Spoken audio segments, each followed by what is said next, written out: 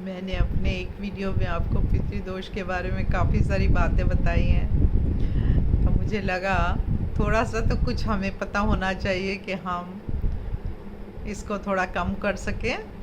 वैसे तो वही जो मैंने आपको बात बताई है, जब तक हम प्रैक्टिकली सही नहीं होंगे पितृदोष हमें लगते रहेंगे, हमारी पीढ़ियों को लगते रहेंगे। क्योंकि हर किसी को यही होता है कि हम इतने अच्छे, हम कुछ ख़राब नहीं करते तो हमारे साथ ख़राब क्यों होता है। लेकिन हमें पता ही नहीं है हम जिस प्रॉपर्टी को हम भुगत रहे हैं वो प्रॉपर्टी किस तरह बनाई गई थी। ठीक है, तो उस प्रॉपर्टी के साथ हम पर ये कभी कभी कोई कोई दोष आ जाता है। और कुछ हम अपने कमाते हैं, हम भी, हमारे कर्म हमें सामने ज़रूर आते हैं। कर्मों पर मैं बहुत विश्वास रखती हूँ। शायद इतना ना मैं कोई कर्म कांड पे नहीं करके मैं कर्मों पे बहुत विश्वास रखती हूँ। और हर वो कर्म करना चाहिए जिससे मन को अच्छा लगे, मन को शांति मिले। तो अब जब हम पितृदोष की भी बात करते हैं ना, क्योंकि ये बात फैक्ट है कि जिस भी पत्री में होता है ना, जैसे अगर आ रहा है ये, मतलब इसकी कुछ पहचान होती है, किस घर में कौन सा ग्रह होता है तो पितृदोष होता है। ये मैं प्रैक्टिकली देखती हूँ कि ज़्यादातर अगर दो भाई हैं, दो बहनें हैं, एक भाई एक बहन है, तो दोनों में वो आ जाता है। तो कुछ तो है ये। तो अब हम क्या कर सकते हैं? हम ये कहते हैं कि किया किसी ने, हम क्यों भुगते हैं? तो हाँ, हम इसको कैसे ठीक कर सकते हैं? हम, हो सकता है उन्होंने ना कभी दान किया, तो हम क्या कर सकते हैं? दान करते हैं। दान कैसा? सही जगह पर दान जब हम करते हैं ना, दान ये नहीं कि कहीं भी, जो मैं तो कहती हूँ जो बहुत अमीर है उनको देने का। बड़े बड़े मंदिर मैं जाती हूँ, मंदिरों में तो मैं हाथ जोड़ती हूँ, क्योंकि हम तो मांगने वाले हैं, है ना।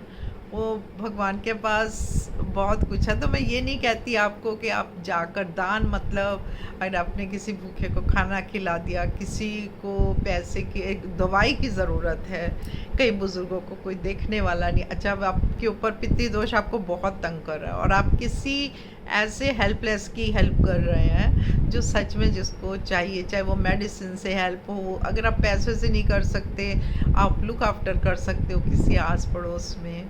तो मैं इन चीज़ों पे बहुत जोर देती हूँ। और हम पितृदोष कैसे दूर कर सकते हैं? अब बड़ी हंसी आती है, कई बार सुनने को आता है कुएं को डालो, इसको ये चीज़ डालो। मैं एक चीज़ कहती हूँ, उसका साइकोलॉजिकली क्या होता है। जब हम कुछ भी पितरों के नाम से, चलो हम जब भी किसी भी बर्ड को डालें, हम जब बर्ड्स को खाना देते हैं ना और वो खाते हैं, तो हाँ बड़ा मज़ा आता है देखने में। आप कभी एक कोशिश करना, बैठना गार्डन में और फिर बर्ड्स को कुछ देना, वो खाते हैं ना तो एक सेटिस्फेक्शन होती है कि शायद भूखे थे, इन्होंने खाना खाया। ऐसे अगर आप मछलियों को कोई देते हो, ऐसे अगर आप एनिमल्स को कोई देते हो, है ना, तो हमें इस तरह के दान, किसी भूखे को खाना, जिसको जिस चीज़ की ज़रूरत है, ऐसा नहीं जो सड़क के ऊपर, वो कोई दान नहीं है। अगर हम अच्छे वाले खेलते खेलते बच्चों को हम कुछ पैसा दे देते हैं कि जाओ तुम ये खाओ, जाओ तुम ये करो, वो क्या यूज़ करते हैं, हो सकता है वो उससे कुछ ड्रग्स ले ले, तो हमें उसका फ़ायदे का नुकसान हो जाएगा। तो मैं इस फेवर में नहीं हूँ कि हमें हर किसी को जो हमें रास्ते में मिले उसको हमें दान करते जाना चाहिए। आप समझ रहे हो, मेरी दान की परिभाषा बिल्कुल अलग है। दान हम किसी संस्था में करें, जो कोई संस्था चला रही है, किसी को वहाँ करें, या किसी जेन्युइन इंसान को करें। अब जैसे कि भूखा है उसको खाना खिला दो, कपड़ा नहीं है कपड़ा दिला दो, चप्पल नहीं है किसी को देखते हो बिना चप्पल के, बिना, तो वो दिला दो, ये दान है। तो इस तरह की चीज़ें आप करो।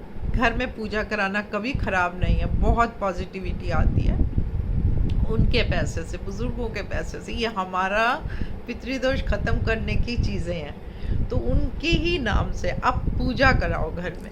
ठीक है, पूजा कराओगे ना तो बहुत आपको भी बड़ी शांति मिलेगी, आपको लगेगा ठीक हो गया। कराओ क्या, पूजा खुद करो। पूजा के लिए भी मैं यही बोलती हूँ कि पूजा खुद करो।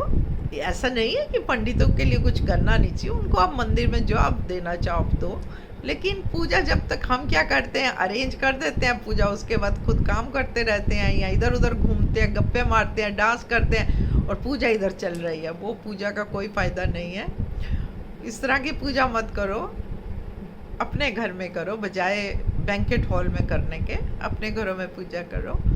घर में पॉजिटिविटी आती है।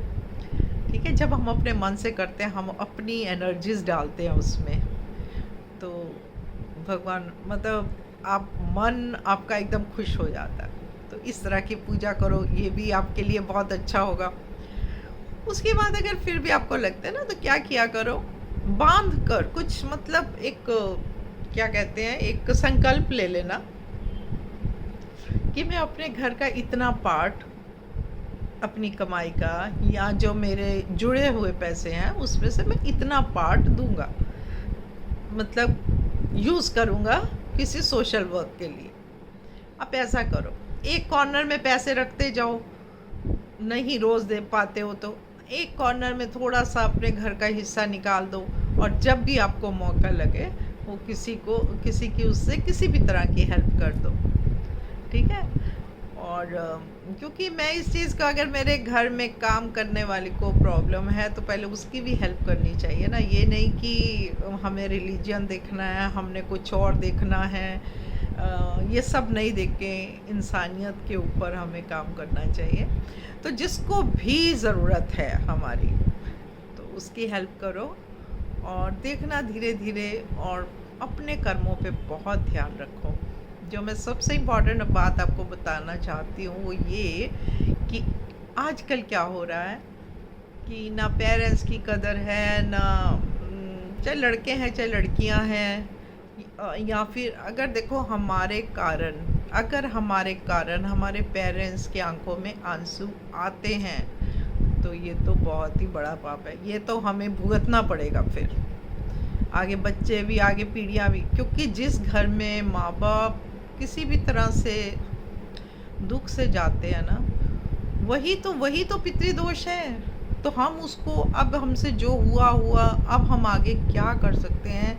मैं आज की नई पीढ़ी को ये बात बोलूँगी कि कोशिश करो। मैं ये नहीं कहती कि पेरेंट्स बहुत बार गलत होते हैं, कई बार अपनी तरफ से हमें क्या करना चाहिए कि ऐसी बात नहीं बोलनी चाहिए जिससे उनका दिल दुखे, क्योंकि जीते जागते देवता हमारे पेरेंट्स हैं।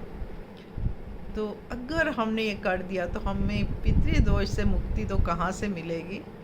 तो ये है आप जो कर सकते हो, अभी मैं आपको ये बता रही हूँ ताकि आपकी पीढ़ियाँ ना दोष को भुगते। ठीक है ना, पेरेंट्स से बच्चों को अलग कर देना है ना, ये आजकल बड़ा कॉमन हो गया है। मैं ये नहीं कहती कि खाली इसमें लड़कियों का ही दोष होता है कि उनको ऐसा करना पड़ता है। इसमें अगर अपने बच्चों का, बेटों का हो कि नहीं हो सकता ऐसा, पेरेंट्स है तो पेरेंट्स का पूरा मतलब कभी वो पेरेंट्स से अलग होंगे नहीं। मतलब अलग होना मिलता है, रहना नहीं है, रहना कहीं भी रहो आप, लेकिन जुड़े रहना, प्यार रहना, क्योंकि पेरेंट्स से बच्चे को, हर कोई लड़की जो भी माँ नहीं बनी है वो बनेगी। जब बनेगी वो देखेगी कि जो सबसे बड़ा पाप है ना इस दुनिया में वो है माँ और बच्चे को अलग करना। तो इसका दोष हमें भुगतना पड़ेगा हमारी पीढ़ियों को। तो ये जो है ना, इस तरह के दोष मत लगने दो अपने ऊपर, और यही हम अपनी आने वाली पीढ़ियों को दे सकते हैं। उसके अलावा, पितृदोष के अलावा और हम क्या दे सकते हैं, हमें पानी बचा के रखना चाहिए। पानी उनके लिए है ना, ऑक्सीजन, पानी, ये जो नेचुरल हमारी चीज़ें हैं, हर चीज़ हमें सेव करनी चाहिए। बिजली नहीं ख़राब करनी चाहिए। आपको पता है बिजली अगर हम ख़राब करते हैं, लाइटें जलती रहती हैं, तो हमारा राहु भी ख़राब होता है। तो हमें हर चीज़ को, ये हमारा सबसे बड़ा उनके लिए गिफ्ट होगा। तो इस तरह से अगर हम इन सब चीज़ों का ध्यान रखें ना, तो हम अपने बच्चों के लिए बहुत अच्छा भविष्य बना सकते हैं। और आई होप आपको समझ आई होगी, थोड़ा अच्छा भी लगा होगा शायद। तो आप मुझे कमेंट करके ज़रूर बताना कैसा लगा, और नहीं तो जैसा भी आपको लगा बताओ, सब्सक्राइब भी करना और कराना। Thank you so much.